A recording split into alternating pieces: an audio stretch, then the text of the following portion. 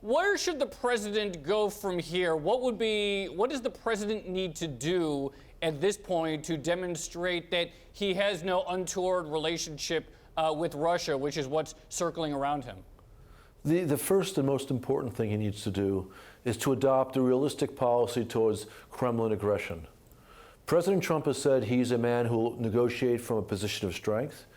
He has identified, for example, Chinese activities in the South and East China Seas as a danger to our security. He's identified Iranian missile tests as a danger to our security, and he's reacted strongly to them. On the contrary, with Russia, he's demonstrated weakness after weakness.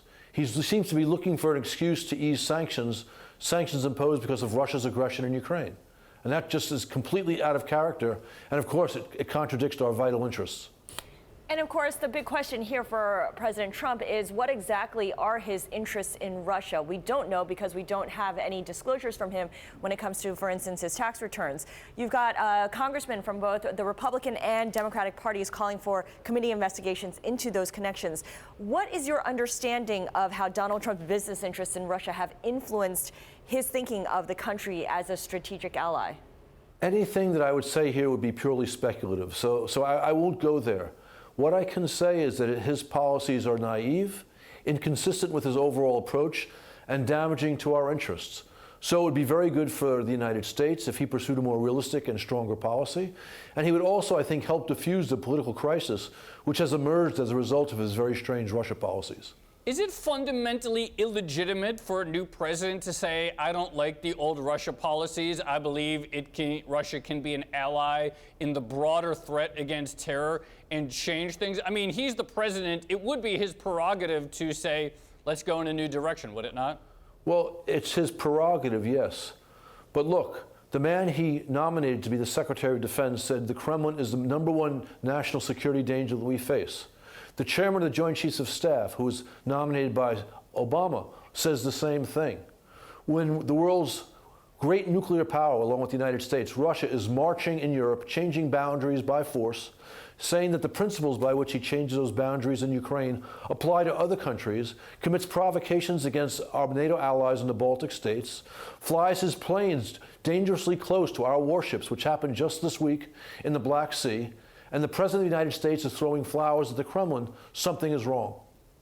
So you said that he needs to pursue a more realistic policy when it comes to Russia. What is your confidence of the people who surround him, who advise him on Russia?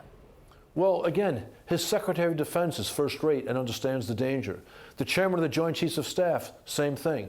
Secretary of State Tillerson, in his confirmation hearings before the Senate, said roughly the same things that Secretary Mattis said. The UN Ambassador Haley has said the same things. They all seem to understand the problem. Vice President Pence also seems to understand the problem, although I don't understand why he was advocating a lifting of sanctions last week. Now, the people closest to the president, their views are not known. But those who have responsibility for national security all show a very realistic understanding of the dangers posed by Mr. Putin's policies. Do you have confidence that the cabinet members that you just named, particularly Mattis and Tillerson, will be a curb on any sort of risky moves in changing our Russia policy coming out of this administration? I think they serve as a brake. Whether they will serve as a sufficient brake is a question. I think Congress serves as a brake. We've seen not just Democrats, who of course are in a state of high dudgeon about this, about Russia policy under Trump. We've seen Speaker of the House Ryan. We've seen Senate Majority Leader McConnell. We've seen Mr. Corker, Senator Corker, the head of the Foreign Relations Committee, all caution President Trump. Eventually, this will have an impact because Senators Cardin, who's a Democrat, of course, and McCain believe there's a veto-proof majority in the Senate for legislation that could stay the president's hands on sanctions.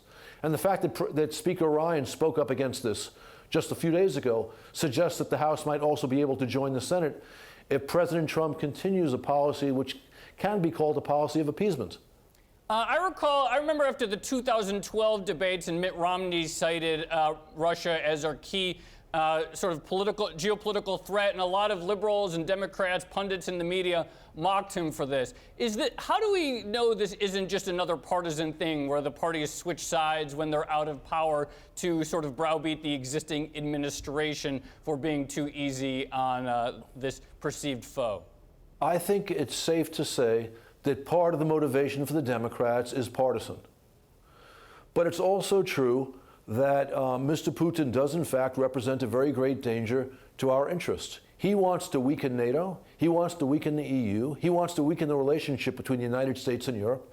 And I can tell you that the basis for the great stability, the great prosperity of the past 70 years has been the strong transatlantic relationship. This is a vital interest of the United States, economic security.